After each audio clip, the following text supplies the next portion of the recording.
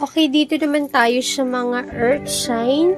For today, we will see natin kung ano ang mensahe para sa mga air sign na Gemini. Okay, we will see natin. Okay, Gemini, ano ba mga situations nyo today? Okay, we will see. Ayan, may nalaglag na. Okay, isang kabataan or isang pwedeng kababata, no? So, pwedeng kababata. So, may young or naka-playful mo or anything, no? So, yan ang sinasabi. Maaring kababata mo ito, Gemini, no? So, tingnan natin kung ano ang mensahe. May kababata ka. Oh. Okay, maaaring may kababata ka dito, Gemini, no? So, situation, yan yung pinapakita. Maaaring po pwedeng nagsiselos sa'yo. Mapababae o lalaki yan. Maaaring magkakos ito ng mga conflict situation. Okay? So, isa yan sa pinapakita about of you or sign, no? Na Gemini. Oo. Which is kung love life ito, so ang nakikita ko rin dito, which is pwedeng may andun pa rin yung love and affections nyo nitong person actually. Kaso nga lang, pwede kasing magkaroon talaga ng hiwalayan if ever love life, no? So, isa yan sa pinapakita mga Gemini ko. Yeah. So, new love life at saka love and affection, andyan talaga. Which is, ayan nga, possibility na magkaroon ng pagsiselos nga lang dito. O may mga selosan lang nagaganap, maaaring nagsiselos siya sa mga nakakasalamuha mo. Kaya ayan, pwede kayong magkaroon ng hindi pagkakaunawaan dito, magkakosyon ng conflict situation, misunderstanding. So, something like that. Mga Gemini ko. Kaya be carefully. At saka ayan nga, may nagsiselos. Okay? So, ayan, we will see pa natin. Mga Gemini ko, ano ang angel message para sa inyo?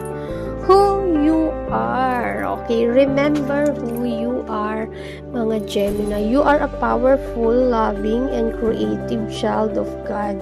You are very loved. Okay, so you are very loving talaga.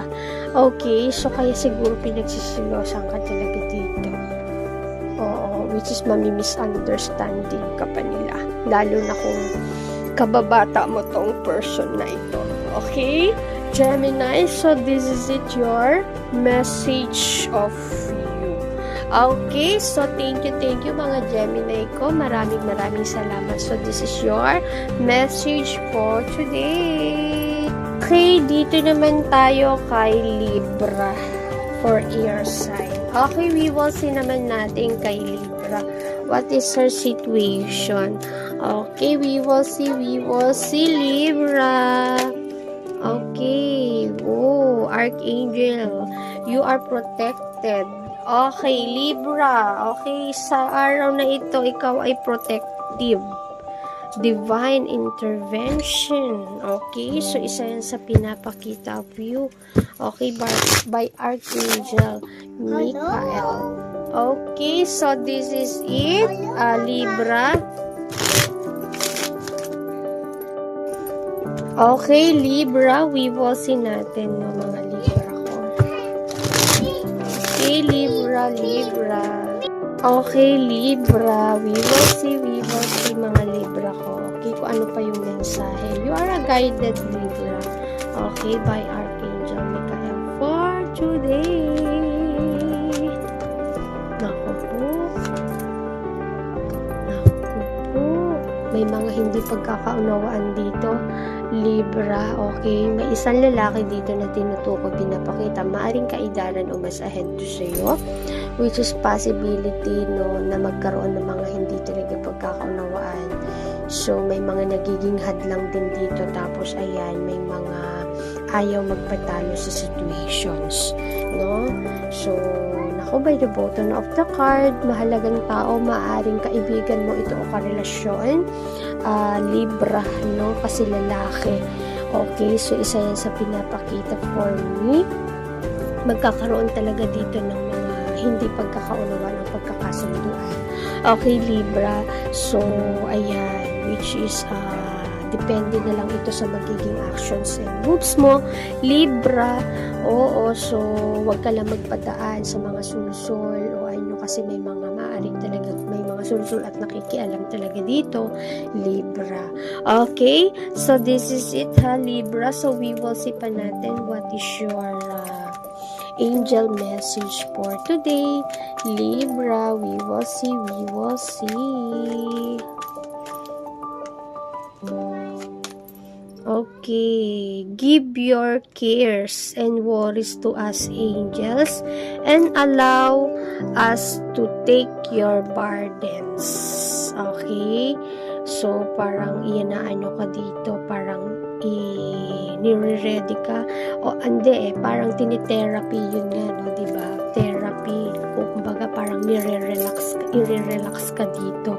Give your cares, parang yon, give your cares and worries to us, angels, and allow us to take your burdens. Okay, so isa yan sa pinapakita about of you, mga Libra ko, which is guided ka. Okay, protective ka naman dito, so may nagka-guide naman sa'yo, yung mga worries mo, kama.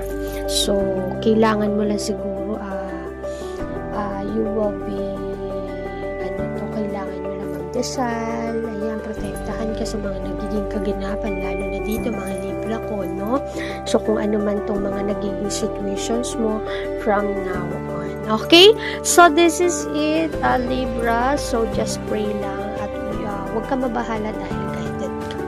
Okay, so this is it. Ayaw lang talaga magpatalo. So ayan. Okay, thank you mga Libra ko. Okay, hello tayo sa mga Aquarius natin for today.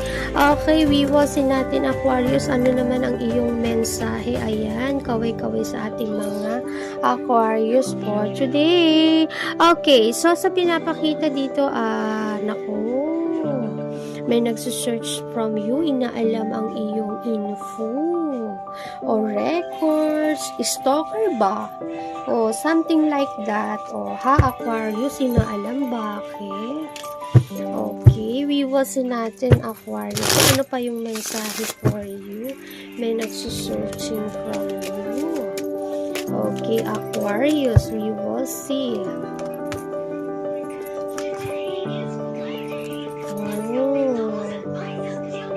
Naku, Aquarius. Pwedeng lalaki to, Aquarius. So, by the bottom of the card, 2 person, isang bata, matanda. Okay, mukhang interested from you. Okay, pero naa-absorb mo dito yung ano. Dito sa bata, nakadiling mo. O mapababae o lalaki man yan, okay, any gender yan. Pwedeng kaibigan o karelasyon to, no? So, isa yan sa sinasabi ng card mo. Maaring isa sa kanila medyo na-absorb mo yung negative energy or feeling mo na i-stress ka dito. Okay? So, isa yun sa pinapakita. Which is yun nga, may nag-aano rin sa'yo dito. May nag-i-stalk from you. Okay? Inaalam ang info mo. Okay? So, isa yun sa pinapakita.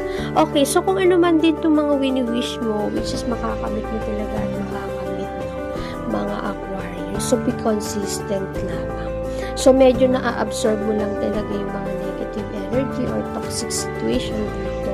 Lalo na pag siguro pag-usapin talagang relation ko, mga Aquarius, no? So, maaring kaidaran mo o mas bata to sa'yo, nakadiling mo, no? So, isa yan sa sinasabi. And then, may nag-i-stalk marahil sa'yo dito. Pwede ka kung matanda, kasi, ayan, dalawa yung nakikita natin, may bata o matanda.